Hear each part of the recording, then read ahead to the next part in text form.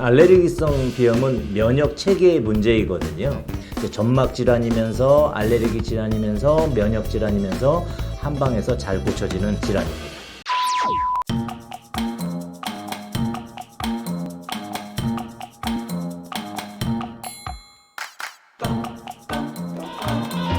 알레르기성 비염은 면역 체계의 문제이거든요. 그래서 한 방에서 나을 수 있느냐가 아니고 한 방에서 특히 치료가 잘 되는 질환입니다. 알레르기성 비염은 주로 환절기에 발생을 하지요. 물론 심해지시는 분들은 사계절 내내 그러시고요. 또 주로 아침 저녁으로 그러시다가 점점 심해지면 하루 종일 증상이 나타나시는데, 비강 점막에 이제 마스트셀, 점막에 면역 세포가 있습니다.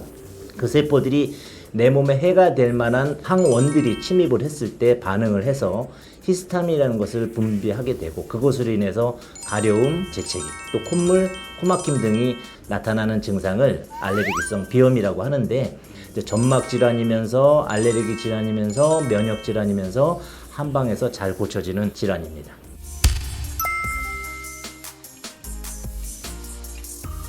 축농증은 비염과 굉장히 연관성이 많습니다.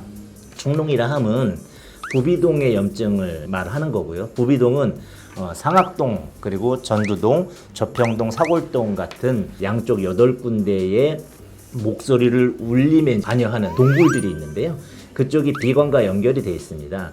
호독꽃질 안쪽처럼 울퉁불퉁하게 되어 있고, 거기에 있는 점막에 비염 염증이 스며들어갔을 때, 또 때로는 직접 세균이 점막에 침투했을 때 농이 생기면서 입구를 막아버리게 되죠. 입구가 막히니까 썩어버리는 거거든요. 그래서 농이 되는 겁니다. 그래서 농이 찼다, 그래서 축농증이라고 하는데, 대부분은 비염에 의해서 2차적으로 발생하기 때문에 비염 연관 질환이라고 생각하시면 됩니다.